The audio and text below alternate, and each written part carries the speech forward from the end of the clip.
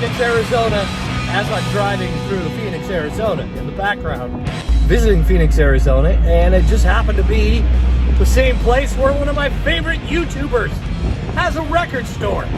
So naturally we had to stop in. I tried to get an interview with Mike. I lost some of the material. I know, so mad at myself. Some of the, my camera, I don't know. I don't have a good excuse. I really don't. But some of the best parts of this conversation I lost. But I managed to salvage this much of my conversation with Mike that's in the video. I asked him, has the pandemic ultimately, over time, been good for independent record stores like his? And his answer was interesting. I also asked him about whether he would entertain having a chain of the in-groove record stores, or if that's something he's not interested in doing. So both of those questions I managed to salvage from this talk. And we found the in-groove records. Phoenix, Mike.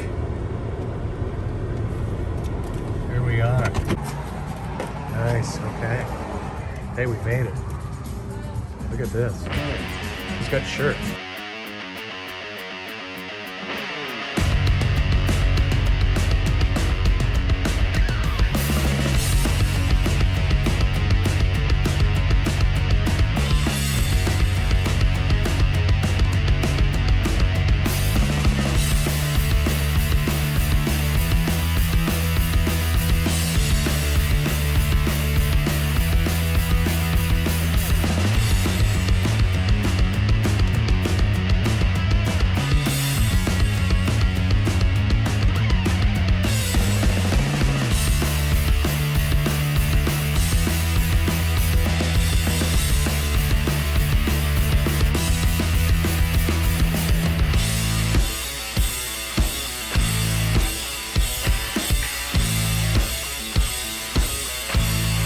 Mike, hey, we watch your YouTube channel from Seattle.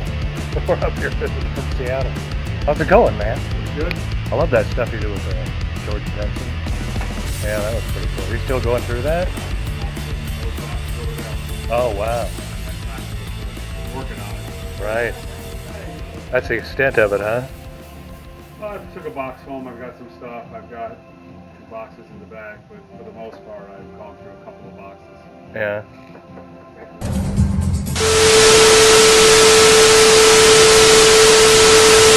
What's cool about independent record stores is the culture is pretty much the same. There's no masks here, which is great. No masks. Yeah. As of yet. I don't know. That government changes quite frequently, Yeah, so that true. might change. But Yeah. right now we're maskless.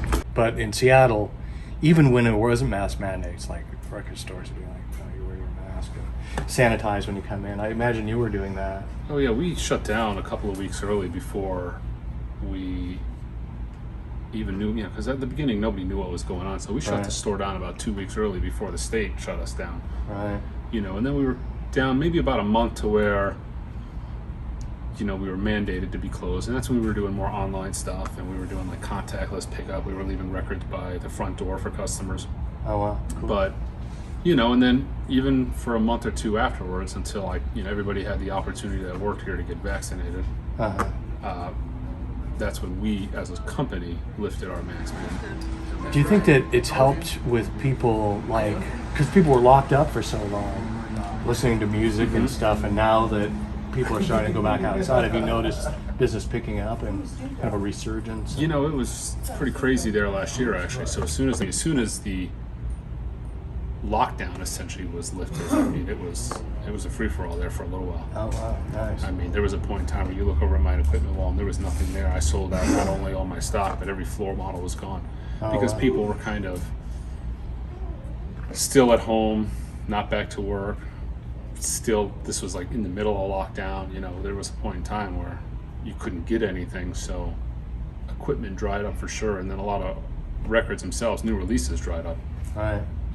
And even the equipment that's being made today isn't that great, right? Unless you're going to spend over $600-700. I mean, if you spend like $80 on a Crosley or some starter turntable, no, but you get what you pay for. Yeah. I mean, in 2021, $80 isn't a lot of money anymore. So No, it's not. if you have the sense that you're going to get a high quality turntable for $80, you know, you're mistaken. Right. But you know, You can get some refurbished. You do a lot of refurbishing. I don't too, really. right? I do a lot of new stuff. I don't have a lot in the way of used stuff anymore, or higher end used stuff. I do, but it's a lot in the way of new stuff. But you can get a pretty decent turntable for around $300. Yeah. I mean, you don't have to spend $800 anymore. Yeah. I mean, you get a real nice turntable for $800, but I think they start getting decent at around $300. Yeah. Are those, by the way, in the corner, those preamps with the tubes and stuff? That is a set of Macintosh tube amps, MC30s, 30 Oh, watt wow. tube amps, monoblock tube amps. Wow, that's awesome. It's great to meet you and Yeah. come down here. That's one of the first things I wanted to do when we got to Phoenix. First thing I do when I go out to other cities too is I go record shopping. Oh yeah, there you I go. was just recently in Florida and I did the same thing. Oh cool. Yeah. You got to come to Seattle sometime. One of these days. The only part of the country I haven't been is actually the Northwest. Oh really? So, Yeah, we got a lot of great record shops there. One of them closed, unfortunately, up in the Chaz and Chop zone that was all over the news from Capitol Hill. I remember that. Yeah, Everyday Music. They're sort of a chain. They got one in Portland and one in Bellingham. They had Why did they close? Because I imagine because of the riots, and I mean it was in the Chop zone, so they pushed the police and never went out, and everybody stood back, and yeah, I think they really got hammered with that, and the city's not real business friendly, especially on Capitol Hill. Like there was nowhere to park last time we went there. Like we had to park like 3 blocks away because they took a bunch of parking away to make way for just weird stuff. Just trying to get people out of their cars, the city was, and that might have had something to do with it. I don't know for sure, but I imagine most of it had to do with the riots in Seattle at the time because it was in the epicenter of all that. But it was sad to see them go. Not a good place to have a record store, I would imagine, yeah. Yeah, no. And it was one of the biggest in the city. I really Probably liked the it. second biggest next to It was big. Yeah. Big record store. We have Silver Platters, which is another chain. They had 4 locations. They closed one. So you get these little chains. They're not, I mean, they're still independent record stores, right? But they're, like if you opened another one, have you thought about doing that? Or? It wouldn't happen. No? No. Putting somebody else in This charge. is a destination. You know, if anything, I'd make it Yeah. larger, but it's a destination store. I don't see the need to, you know, put one on every corner. Right. You know. Put one in Glendale. Yeah, it's not necessary, I don't Yeah. think. People are willing to drive. There's only 5, you know, Phoenix, there's what, 5-6 million people in Metro Phoenix, and there's only around 10 record stores, so Yeah. I don't really think there's a need for it, but who knows? Things might change, but I'm going to avoid it if possible. Right, as long as you can. Yeah. Well, thanks again You're welcome. for being on, and Yeah. appreciate you. It's good to Thanks meet for you. coming to Phoenix. You bet. You All bet. right. I took Yeah. a nap, but you were taking a nap. Records. The next place we stopped on our record adventure right before we flew home was Zia Records, which I guess is a chain. They've got stores around Arizona, a couple of locations in Las Vegas, and it was all right. It seemed kind of expensive to me for a lot of the used stuff. CDs were a good deal, I suppose. I don't know. I liked the In Groove better, but here's some video of that.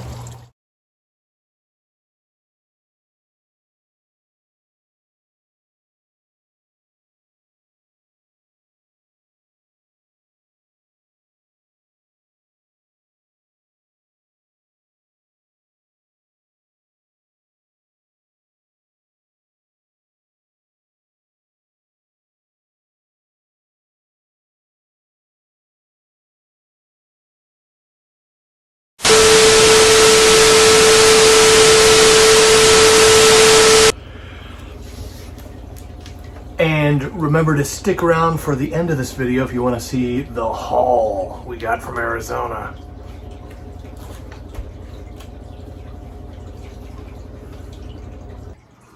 And here we are, the haul from Phoenix, Arizona.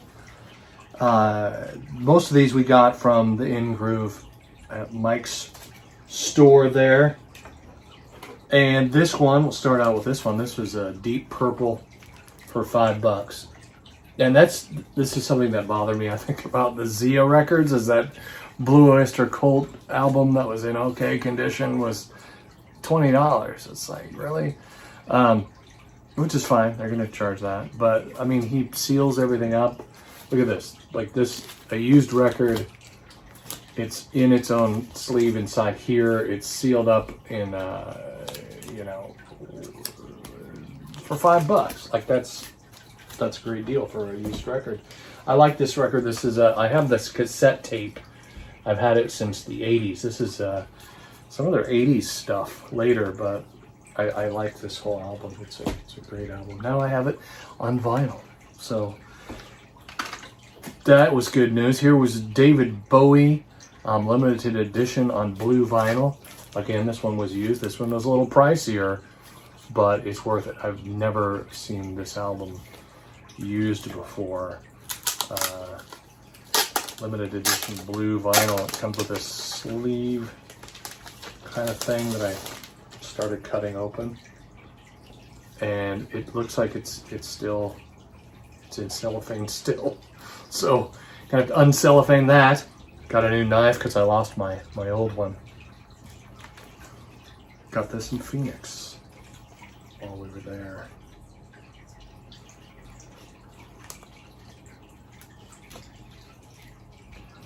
David Bowie, these are what, BBC recordings or something like that. Rare, very best of sound plus vision concerts, the legendary broadcasts, and comes with QR codes for a podcast and a free ebook, which is kind of cool.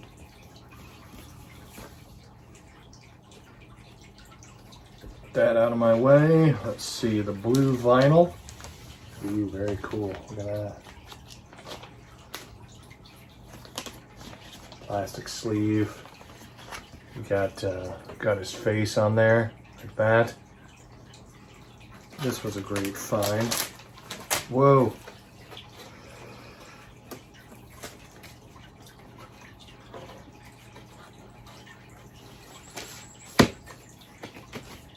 We Could Be Heroes. Yep. This was on the counter. He had a bunch of records like on the counter that were must have just came in. And this was one of them. John Lee Hooker sings his blues. And this is an interesting copy because it's all analog. So it says right here, made from original analog master tapes. Only the best mastering studios worldwide. Pure analog autofile mastering. 180 gram virgin vinyl pressings from Palace, Germany. This is one of those European records that came from Europe, so it was a little more expensive because the dollar's been beat up. But this was originally, like, this is what the album looked like. Even on the inside, the label is good. It comes in this, it's not just a paper sleeve, it's got the liner on the inside. This is a great find. The reason that I became a Johnny Lee Hooker fan, interestingly enough, is because of George Thorogood. So George Thorogood, one bourbon, one scotch, one beer. You heard that song? That's two songs by this man, and he covered them and put them into one song. George Thorogood did, but George Thorogood made a career of basically covering Johnny Lee Hooker in the beginning. So, you know, of course he wrote some of his own stuff, but yeah, if it wasn't for John Lee Hooker, there might not be a Bad to the Bone. Now it's ironic that we went to Phoenix for me to get this record. It's just always sold out in Seattle, and I've wanted to get my hands on this one for a while. So this is 10, and it is a 180 gram audiophile pressing the one LP is just 10, and then the second LP is a remix redux. Now the remix, I first heard this on Spotify. That's how I became familiar with this album. The remixes are gritty. Like, it sounds like it's stripped down more, less polished. I really like the redux, as they call it, of this album. It's really cool. Pearl Jam 10 had to travel to Arizona to get that one. Panic at the Disco. This is this album. Been looking to get one of this copy for a while.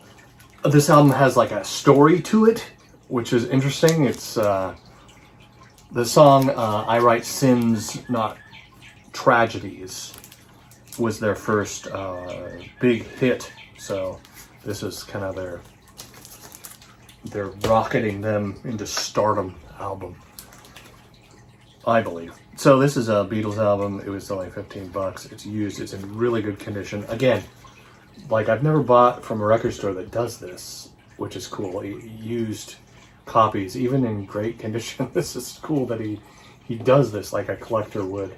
But I believe we have somewhere in the basement volume 2 of this. So this is volume 1. This one's in way better condition than our volume 2, wherever it is. It's not on the shelf behind me. It's somewhere.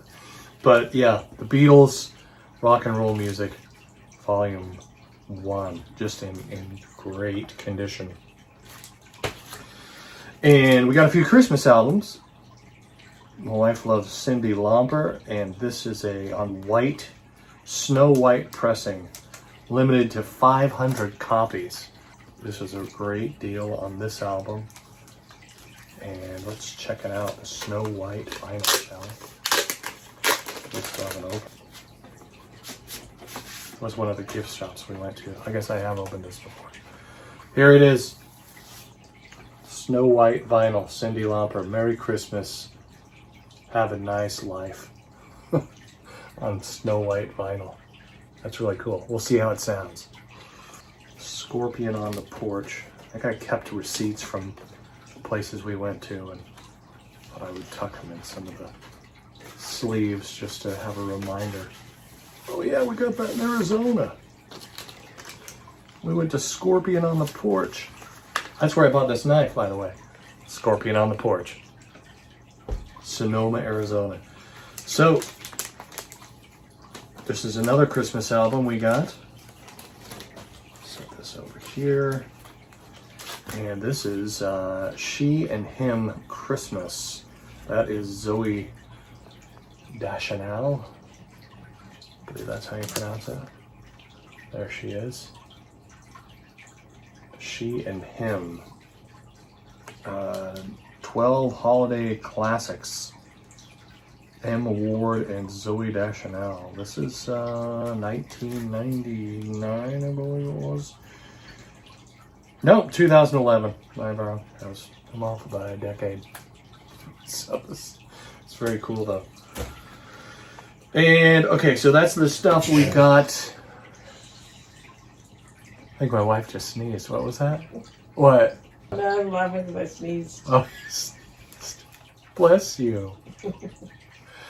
So here's the stuff we got at Zia Records. Again, it was a little pricey, but I got this one, and this is a beat copy, but I don't have this.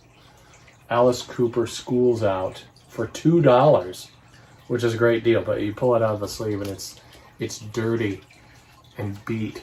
It needs to be put through the wash before I play it. That's why we have two turntables. One for our trash records and one for the nice records, which everything we got from Mike is we can play on our nice turntable. My wife collects a lot of Disney records. As you can see behind me, I've got Bambi. Maybe you can see, I don't know. Some of my other videos you can see. It comes with a book. Winnie the Pooh is this one. We've got that. Zia for $5. Another Winnie the Pooh record. when we were very young. Interesting, the dude that wrote Winnie the Pooh. Melancholy, yet entertaining for children. The Watergate Comedy Hour. So here's a vinyl. My wife collects all the comedy stuff, so this was one that she picked up by, here's a mix of comedians, is that what it is? They're commenting on Watergate. Just $3. interesting. Yeah, I have to interesting listen to them. piece of Americana. And this we got at, when we were in Yuma, Arizona. This is the one record we got in Yuma. I don't believe there's any record stores in Yuma. So this is what we got at Walmart. It's just one. And Walmart's doing these exclusive pressings now. That's something I talked to Mike about that was lost in some of the footage, and what he thought about that. And he says, well, you know, if it gets people into collecting records, that's cool. But yeah, Walmart bands like this. The Metallica record, I got a Metallica record. I could share some of the other ones I got. But this one, Five Finger Death Punch. This is a Decade of Destruction Volume 2. It's a best of kind of record. It comes on, I'll show you, amber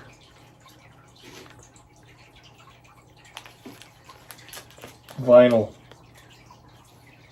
like that. And I'll be honest, it doesn't sound great. All right, we put it on our turntable here. This is very flimsy, floppy. It's a skinny piece of vinyl, not the 180 gram audiophile, right? But it just, I've had records that are thin like this that still sound good. This one lost some audio quality, I feel. Maybe the colored vinyl that they used, I don't know, but this doesn't sound great, you know? When I buy a record, I'd rather have it sound better than, you know, me just listening to it on Spotify, right? So that's my critique about this, the Walmart record. But we've got some other ones from Walmart that were pretty good. Respect, our Jennifer Hudson record, we got that one. Metallica's Kill 'Em All on red vinyl, and that one's a thick, you know, 180 gram by Blackened, you know, Metallica's label. But this sounds like it could have sounded better. Great band, love the music. But yeah, and that's what we got. There you go, our vinyl haul from Arizona. Thanks for watching, and subscribe. Just do it. Hit the like button. It's a human thing you could do that would make this experience way more human. Thanks for watching. Bye.